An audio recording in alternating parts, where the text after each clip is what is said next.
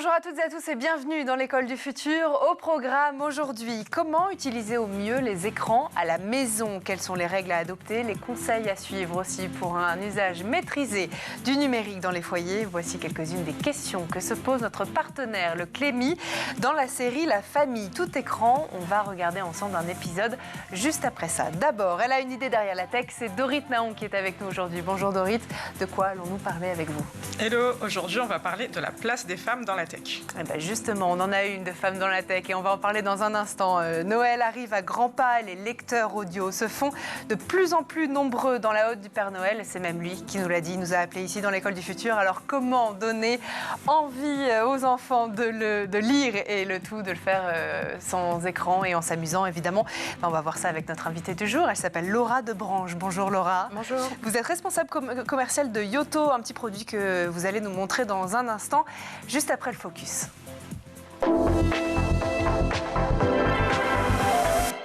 Focus aujourd'hui sur une utilisation saine et maîtrisée des écrans dans les foyers grâce à la série La famille tout écran de notre partenaire le Clémy. On découvre tout de suite un épisode. Maman, tu fais quoi? Je viens vous sauver.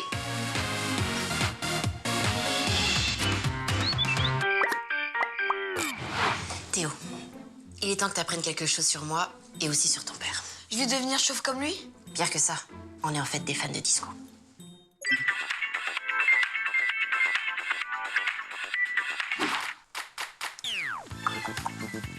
Alors, ils étaient pas trop cool tes parents? Ce qui est cool surtout, c'est que à part toi et quelques amis, personne n'a vu cette vidéo. Bah moi, je la regarde en boucle, j'adore. Imagine que cette vidéo, tout le monde puisse la voir ou la partager, ce serait la honte. Revenons-en à toi. Premièrement, tu sais que tu dois pas t'inscrire sur les réseaux sociaux, même si je sais que la plupart de tes amis sont déjà dessus. Deuxièmement, même si tu penses que tout le monde oubliera ces vidéos, c'est faux. Elles laissent des traces. Et on peut facilement les enregistrer, les copier et même les transformer. C'est noté. Bien.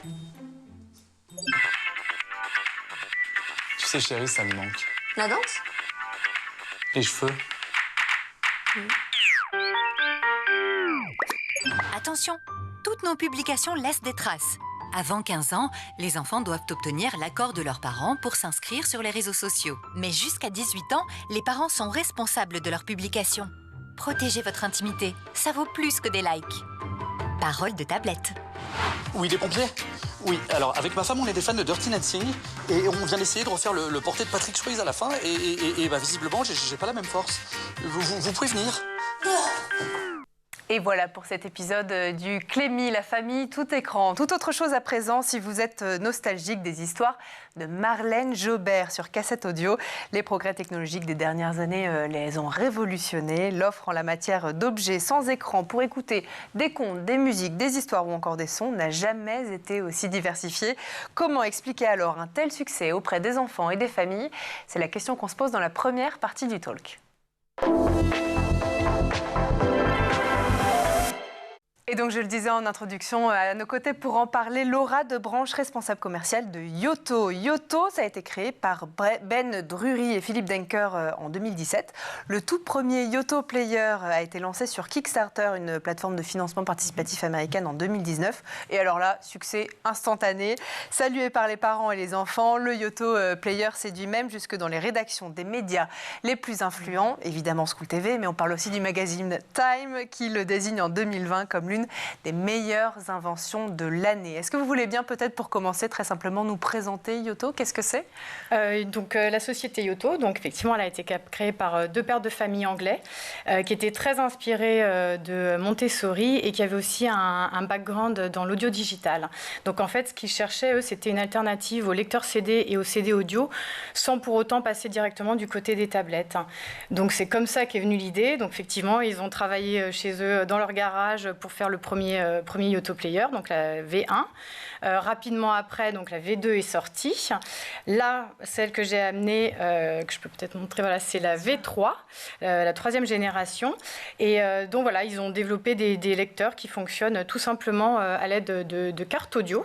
Ces petites cartes connectées, hein, c'est ça? Voilà, ce sont des cartes NFC, donc qui ne sont pas du tout fragiles. Donc, justement, à l'inverse des CD, on ne va pas pouvoir les rayer, on va difficilement pouvoir les casser, il faut vraiment y aller. Et ça fonctionne tout simplement. On prend la carte, on insère la carte. Écoutez, lire présente. Le Petit Prince de Saint-Exupéry, lu par Félix Radu. Voilà. On retire la carte, l'audio s'arrête, on la remet, ça reprend là où on s'est arrêté, donc on n'a pas besoin de repartir à zéro, surtout quand on a des longues histoires. Ensuite, ça fait aussi, alors c'est un lecteur audio, mais ça fait aussi beaucoup plus de choses, parce que c'est un produit qu'on fait évoluer avec les familles, c'est un produit qu'on veut voir durer dans les familles. Donc on a rajouté une horloge pédagogique, on a rajouté une veilleuse, un réveil. Un thermomètre ambiant aussi, je crois. Un thermomètre ambiant, exactement, pour contrôler donc, la température de la chambre des plus petits, pour des plus grands aussi, mais c'est surtout utile pour les jeunes parents. Qu'est-ce qu'on a utilisé? On a aussi le Bluetooth. Donc l'idée, c'est vraiment que le produit il aille de 0 à 12 ans. Les plus petits vont l'utiliser par le biais de leurs parents avec des sons brun, blanc, rose, des radios douces, une radio douce nuit pour dormir, par exemple.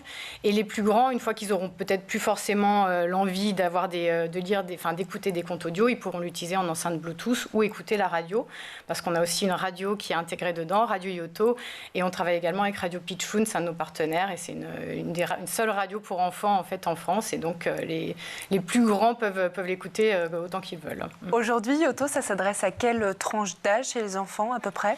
Alors vraiment, la cible officielle c'est 3-12 ans, mais nous vraiment on pense que dès la naissance, les petits peuvent tout à fait baigner, déjà avec tous les sons, sons brun, blanc, rose, tous les sons apaisants pour s'endormir sont très importants, et je pense que vraiment dès tout petits, ils peuvent écouter des petites comptines, ils peuvent écouter des petites choses en anglais, pour développer leur créativité aussi. C'est très vrai. Alors ça veut dire qu'au royaume des enfants, Laura, les contes ont donc encore une place de choix, n'ont pas dit leur dernier mot. Je parle des contes, mais aussi des histoires que vous présentez. Non, oui, pas du. Effectivement, nous dans nos best-sellers, tous les mois, c'est systématiquement les histoires qui viennent en première position.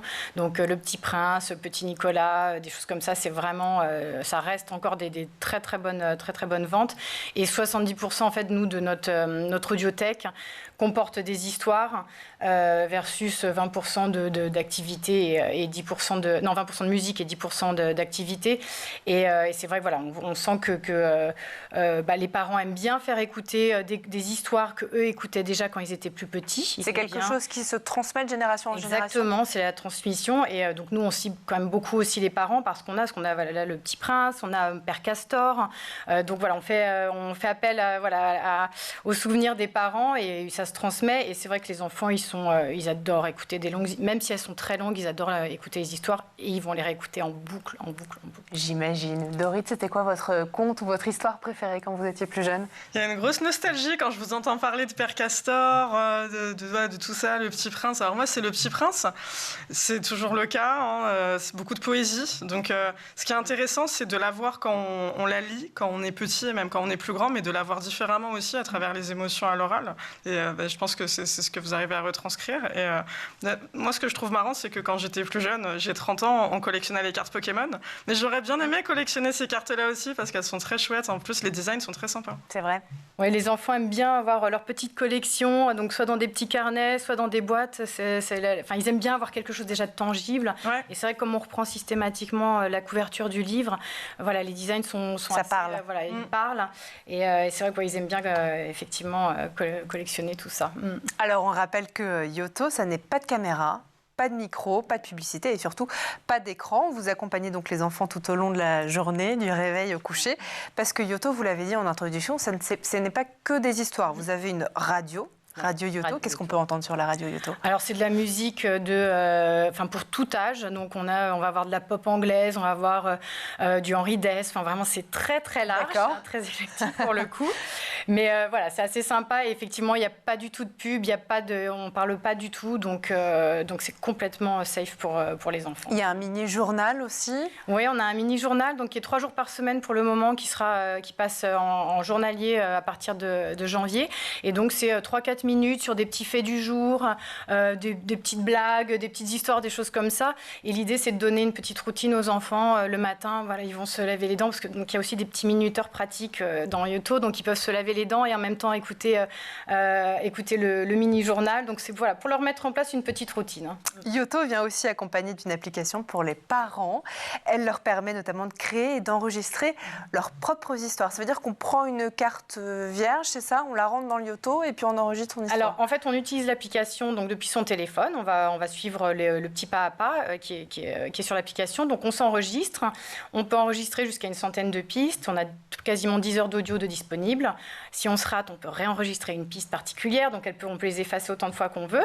Et ensuite, en fait, on va tout simplement, alors si on a un téléphone qui est équipé du NFC, on va tout simplement mettre la carte vierge sur le téléphone NFC et ça va lier l'histoire, les histoires aux cartes à créer. Et ça, c'est quelque chose que les parents aiment énormément. Pendant le premier confinement, c'est ça qui nous a quand même fait aussi beaucoup décoller parce que les parents aimaient bien recevoir des histoires pour leurs enfants de la part des grands-parents, des parrains, marraines, voilà. Ah oui, donc en fait, on n'est pas forcément en tant que parent obligé de le faire. On peut demander à un tel dans la famille. Voilà, n'importe qui peut utiliser son application dictaphone sur son téléphone et envoyer l'audio aux parents qui, eux, ont l'application et vont l'associer à une carte à créer. Entendre la voix, effectivement, de papy et mamie avant de se coucher, j'imagine que ça doit être bien sympa, effectivement, quand ils ne sont pas là.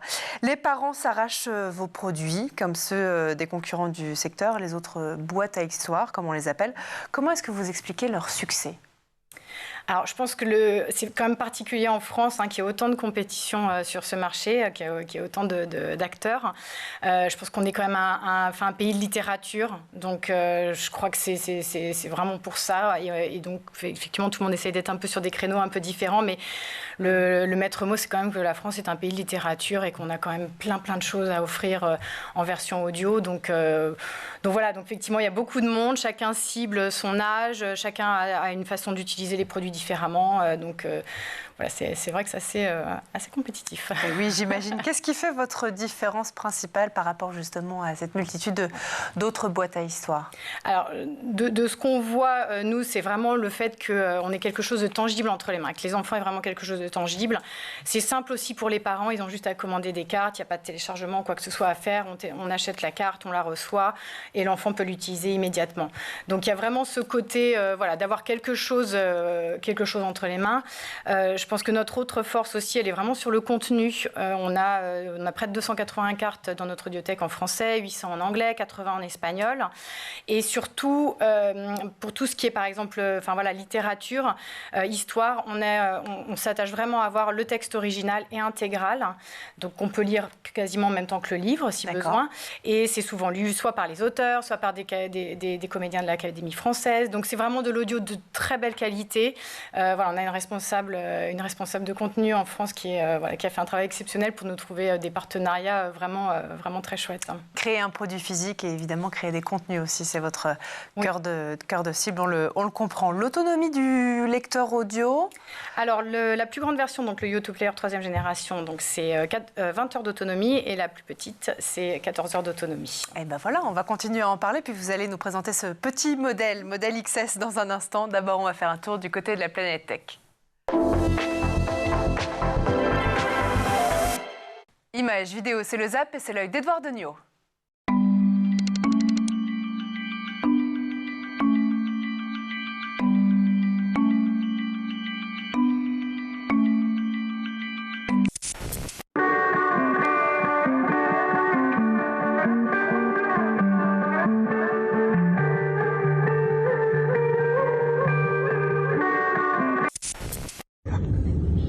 He's quick. Oh, he's wicked. He's blowing. I race him, Joe, I race him. Wat bedoel je voetbal al? Zo'n haas is een motorbike. Oh, he's wicked.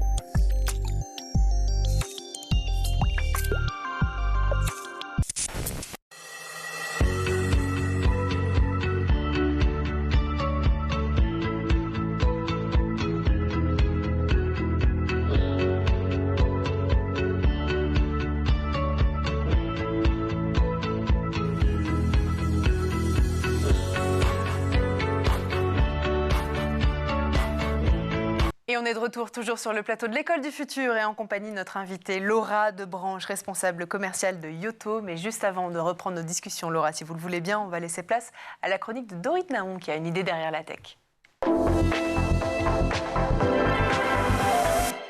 Dorit, aujourd'hui, vous allez nous parler de la place des femmes dans la tech. Où est-ce qu'on en est ? En 2023, les femmes sont toujours sous-représentées dans la tech. Seulement 22% des emplois tech en Europe et en France, 17%. La source, c'est Gender Scan. C'est un problème moral, mais c'est aussi une question de pragmatisme. Il y a une pénurie de talents dans la tech et la question de la parité est plus que jamais un vrai sujet pour les entreprises. Est-ce qu'il y a une distinction entre le salariat et l'entrepreneuriat dans la représentation des femmes dans la tech ou pas du tout ? Alors, dans le salariat, on a progressé ces dernières années, donc on va rester encourageant quand même. Entre 2018 et 2020, on est passé de 12 à 17%. C'est toujours pas la folie, mais on avance quand même. Dans l'entrepreneuriat, on a un chiffre qui est très inquiétant et qui vient de Sista. Alors Sista, c'est un collectif qui s'est donné comme objectif de réduire les inégalités de financement entre femmes et hommes entrepreneurs. Le chiffre alarmant, c'est que 90% des fonds levés cette année ont été au profit de start-up fondées par des équipes entièrement masculine. Effectivement. Alors, comment on explique justement cette sous-représentation des femmes dans la tech, Dorit ? Alors, c'est vrai qu'on peut se questionner. La tech, c'est quand même un domaine qui va créer 232 000 emplois entre 2017 et 2027. Alors, où sont les femmes ? Comme dit la chanson, eh bien, elles sont souvent absentes des postes de direction.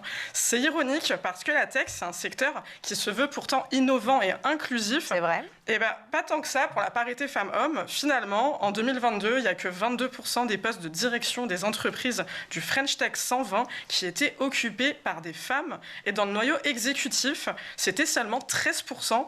Alors évidemment, si la boîte a été fondée par une équipe entièrement masculine, les chiffres sont encore plus faibles. Malheureusement, effectivement. L'origine de cette sous-représentation, c'est quoi finalement ? Est-ce qu'on arrive d'ailleurs à l'identifier ?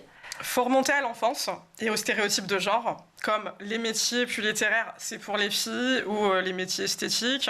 Il y a une enquête Ipsos qui est assez criante et éloquente sur le sujet. 61% des garçons sont encouragés par leurs parents à s'orienter vers les métiers du numérique, contre seulement 33% des filles. Et ça n'a pas de sens, parce que dans l'enseignement primaire et secondaire, il n'y a vraiment rien qui indique que les garçons sont meilleurs en informatique ou en maths que les filles. Et ces stéréotypes, ils ont des conséquences réelles, parce que les femmes qu'on retrouve des années plus tard à un poste de direction dans la French Tech, elles exercent majoritairement dans les ressources humaines ou dans le marketing. Alors, niveau ambiance et atmosphère de travail, où est-ce qu'on en est pour les femmes dans la tech ? Alors, si les femmes désertent le secteur de la tech, c'est aussi à cause d'un sexisme ambiant qui est réel. D'après une enquête réalisée par le cabinet Global Contact, 46% des femmes qui bossent dans le secteur numérique ont déjà été confrontées à des comportements sexistes, des propos discriminants, du harcèlement sexuel depuis le début de leur carrière. C'est 8 points de plus que sur les autres secteurs. La palme de l'absurde, elle revient à un responsable de Google en 2017. Il a osé publier un mémo à destination des employés où il justifie l'absence des femmes au haut poste dans l'entreprise par, je cite, des différences biologiques. Effectivement. On est sur un gros niveau et il y a évidemment toutes les discriminations classiques qu'on retrouve plus accentuées. 67% des femmes qui travaillent dans la tech ont le sentiment d'être moins bien payées par rapport à leurs collègues masculins. 60% des femmes ingénieurs estiment que leurs collègues masculins sont avantagés aussi dans leur carrière. Et ça va peut-être au-delà aussi du sentiment. Mais je crois qu'on a aussi des chiffres encourageants pour la suite, malgré tout. On va terminer sur une note positive. Oui, heureusement, on a quelques lueurs d'espoir auxquelles s'accrocher. L'étude Michael Page Choose Your Boss montre que les femmes s'orientent plus que les hommes vers les nouveaux métiers de la data, comme data analyst ou data scientist. Et même si on a seulement 56% des femmes qui ont plus de 10 ans d'expérience dans le numérique contre 74% des hommes, l'avenir y laisse optimiste. Les jeunes femmes qui entrent dans la tech, donc qui ont 3 ans d'expérience ou moins, sont 21% contre 9% des hommes. C'est une première victoire pour l'avancée de la représentation femmes-hommes dans la tech, donc gardons espoir. Et vive les femmes et vive la tech, effectivement. Merci beaucoup, en tout cas, Dorit, pour cette chronique. Et puis, nous, on va continuer à parler des conteuses audio. C'est même une boîte à histoire. Il y a plein de noms pour les définir. Et vous allez voir, on va en parler tout de suite dans la deuxième partie du talk. On le voit justement, ces produits, les conteuses, les boîtes à histoire, on le vend en poupe et Yoto s'impose petit à petit sur un nouveau marché qui est quand même celui de la France, puisqu'on le rappelle, ça s'est monté en Angleterre, hein, c'est ça, il y a quelques années? Oui, ça a été lancé, le premier marché était le marché anglais, forcément, par la nationalité des fondateurs. C'est ça. Très rapidement, on est parti vers les États-Unis, et donc maintenant les États-Unis est notre premier marché. Et ensuite la France, voilà, et puis petit à petit la Belgique, la Suisse, d'autres pays vont suivre petit à petit. Qu'est-ce qui fait que ça cartonne plus aux États-Unis qu'ailleurs? C'est parce que peut-être il y a moins de concurrents? Alors déjà effectivement il y a moins de concurrents. Bon, le pays forcément, c'est chaque revendeur, retailer a une force de frappe bien sûr bien plus importante que l'on peut avoir aussi en France. Oui. Mais voilà, globalement il y a quand même moins de concurrents et on est arrivé avec une très très belle sélection aussi en audio. En anglais et en américain, avec une très très belle sélection qui plaît énormément aux parents là-bas aussi. Ça veut dire que vous travaillez en fait avec des maisons d'édition avec qui vous dites, voilà, moi je suis très intéressée, ou les enfants, on parlait tout à l'heure, juste avant l'émission, effectivement, des J'aime lire. Je crois que vous avez aussi Vendredi ou La vie sauvage, que je vois sur le plateau. Des contes, des histoires qui intéressent les parents, les grands-parents, les enfants, ça traverse les générations, c'est ça aussi le succès de Yoto? Oui, c'est ce qu'on essaie de cibler. Alors, bien entendu, on va aussi cibler, on va avoir des licences. Voilà, il faut, on travaille avec Disney notamment. Il nous faut bien sûr des licences parce qu'il faut aussi que les enfants, ils aient envie, quand ils voient aller en magasin les cartes, que ça leur donne envie. Mais c'est vrai que globalement, on essaye de cibler les parents en premier. Et ça nous permet aussi d'avoir, pour le coup, du contenu vraiment, vraiment qualitatif. Parce que forcément, les parents, ça ne va pas forcément les intéresser d'être sur des choses un peu trop dessin animé, un peu trop bébé peut-être. Donc voilà, et on travaille donc avec les maisons d'édition dans chaque pays en fait pour vraiment avoir le meilleur et le plus adapté à chaque pays. D'accord. Un design attrayant et moderne, on le voit, simple à utiliser aussi pour les enfants, surtout, on le rappelle, pas d'écran, pas d'ondes. Est-ce que vous pensez que c'est un simple phénomène de mode ou un vrai changement dans les modes de consommation des parents pour ce qu'on peut appeler quelque part le bien-être des enfants aussi? Alors, j'espère en tout cas effectivement que ça va dans ce sens-là. Je pense que les parents ont de plus en plus envie de s'éloigner, d'éloigner en tout cas les enfants des tablettes. Après, les ondes, je trouve que c'est toujours un sujet qui est un petit peu compliqué parce que des ondes, finalement, en tout cas quand on est en ville, clairement que nous, on est des ondes ou pas, on est malgré tout entouré dans les appartements. Donc ça, c'est un sujet un petit peu plus compliqué. Mais effectivement, on sent bien que les parents cherchent des alternatives aux écrans. C'est vraiment le point le plus important. Et on se rend compte en plus que ça fonctionne, que les enfants, finalement, très rapidement, ils arrivent à lâcher les écrans et à se concentrer plutôt sur autre chose. C'est ce que vous disent les parents quand ils achètent Yoto. C'est le retour, effectivement, qu'ils ont. Vous étiez, il y a quelques jours, Laura, avec Yoto, présent sur le salon Educatech, le salon du numérique et de l'éducation. Pourquoi est-ce que c'était important d'être là-bas, sur ce salon, pour Yoto? Alors, c'est notre deuxième édition. C'est la deuxième fois qu'on participe à ce salon. Et en fait, on s'est rendu compte que notre produit pouvait complètement avoir sa place en classe. Du fait justement d'avoir des cartes concrètes, vraiment tangibles entre les mains, on se rend compte que l'utilisation est vraiment pour le coup adaptée aux classes. Donc avec effectivement tous les comptes qu'on a, les différentes activités, parce qu'on a aussi des activités pour, par exemple, aller dans l'apprentissage de la lecture, en tout cas pour accompagner cet apprentissage-là. On a aussi de la gestion des émotions, donc on a pas mal de contenus qui sont vraiment adaptés, on pense en tout cas aux écoles et aux enseignants. Et donc c'est vrai que c'était important pour nous d'y être une seconde fois pour vraiment mieux comprendre les opportunités qu'il peut y avoir des retours d'usage. Donc on a pu avoir pas mal de retours d'expérience d'enseignants qui nous ont beaucoup parlé des cartes à créer, du fait qu'ils enregistraient des exercices menés, des histoires, des choses comme ça. Donc c'était vraiment très, très intéressant d'être là-bas. On a vraiment adoré ce salon et ça nous donne encore plus envie de s'implanter justement dans les écoles. C'est vrai qu'on n'y pense pas forcément de premier abord, mais ce que vous dites est important, c'est-à-dire que c'est aussi un travail collaboratif de groupe qu'on peut faire en classe pour créer ses propres histoires. Ça peut faire partie des cours, en fait. Exactement. Certains enseignants nous ont dit qu'ils avaient fait des petits ateliers, mettaient les enfants 3 par 3. Donc, soit ils les faisaient enregistrer des choses, soit au contraire, ils leur faisaient faire un petit dessin mené, par exemple, pendant que l'enseignante s'occupe de quelqu'un d'autre. Donc, il y a plein d'usages vraiment différents. Et je pense que là, c'est vraiment le début. On va en découvrir encore plein d'autres usages. Pour les langues aussi, beaucoup d'enseignants sont venus nous demander des cartes en anglais. Donc, même si ce n'est pas forcément simple pour les enfants, le fait en tout cas d'avoir la version française et la version anglaise, de l'entendre. De l'entendre, ça peut être intéressant aussi pour eux. Vous êtes venu aujourd'hui en plateau avec une version XS, modèle mini de Yoto. Qu'est-ce qui fait de différent par rapport au premier modèle? Alors, vraiment la même chose pour le coup, si ce n'est que la mini n'a pas de veilleuse ni de contrôle de la température de la chambre. D'accord. Mais sinon, c'est un lecteur audio, une horloge pédagogique, une enceinte Bluetooth. On a également les alarmes, on a nos petits minuteurs. On peut le brancher sur un casque? Oui, on peut. Alors, les deux peuvent être branchés avec des casques filaires ou Bluetooth, ils sont compatibles. Donc on a vraiment les mêmes fonctions, les mêmes raccourcis si on veut accéder à la radio ou au mini-journal. C'est la même chose sans effectivement la version. C'est la version un petit peu nomade qu'on va prendre en voyage, dans le métro, dans les salles d'attente chez les médecins par exemple. Ça rentre dans la poche et c'est bien pratique. Et les enfants aiment bien justement l'amener un petit peu partout avec eux. Quelles sont vos prochaines étapes, les prochains développements que vous avez en cours? Peut-être que vous ne pouvez pas nous en parler, mais est-ce que vous pouvez nous donner quelques infos exclusives? On a des chouettes partenariats qui sont en cours de développement. Donc, on aura encore... là, l'idée, c'est de développer quasiment 80 cartes par an, en tout cas pour la France. Donc, on va avoir de très chouettes partenariats l'année prochaine. Mais bon, pour l'instant, je ne peux rien dire. Mais restez, regardez un petit peu ça de près. Ça va être assez sympa. Et puis maintenant, l'idée aussi, c'est de s'ouvrir encore à d'autres pays. Mais ça, c'est pareil, en étant, nous, d'avoir du contenu dans la langue du pays pour pouvoir vraiment offrir un bon service dans les pays où on va aller. Je me pose une question depuis tout à l'heure.